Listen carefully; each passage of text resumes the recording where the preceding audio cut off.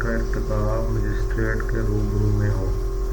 तो friends, video शुरू करने से पहले आपसे गुजारिश करूँगा कि चैनल को सब्सक्राइब कर लें, इसमें आपका ही फ़ायदा है, और बेल के आइकन को भी प्रेस कर लें और कर दें ताकि हर नई आने वाली वीडियो का नोटिफिकेशन आपको मिल सके।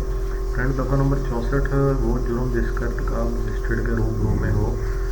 जब कोई जुर्म मजिस्ट्रेट के रूबरू में इसके इलाका इख्तियार की हदूद के अंदर सरजद हो तो साहब मजिस्ट्रेट को इख्तियार है कि मुजरम को खुद गिरफ्तार करे या हुक्म दे कि कोई शख्स मुजरम को गिरफ्तार करे और उसके बाद पाबंदी अहकाम मजमूआ हाजा बाबत ज़मानत के मुजरम को हिरासत में भेजे।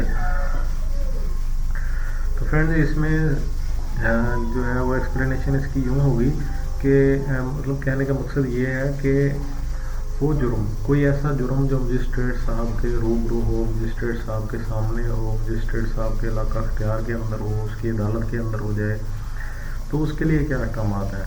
तो लॉ में ये है कि दफ़ा 64 में ये कहा गया है, ये हुक्म दिया गया है कि कोई भी जुर्म मजिस्ट्रेट के रूबरू होगा तो उसकी या उसके इलाका इख्तियार की हदूद के अंदर होगा तो मजिस्ट्रेट साहब को इख्तियार हासिल है कि उसको खुद गिरफ़्तार कर ले, या तो ठीक है, तो या फिर हुक्म दे कि दूसरे शख्स को हुक्म दे के इसे गिरफ़्तार करो, तो उसको गिरफ़्तार कर ले। जब वो गिरफ़्तार हो जाएगा तो सबसे ज़्यादा मजिस्ट्रेट साहब के रूबरू ही पेश किया जाएगा।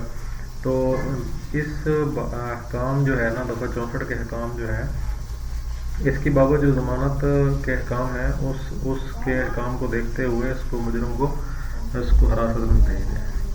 तो फ्रेंड्स, बस यही थी आज की वीडियो। उम्मीद करता हूँ वीडियो अच्छी लगी। नई वीडियो के साथ दोबारा आएंगे, तब तक के लिए इजाज़त दीजिए। अल्लाह हाफ़िज़।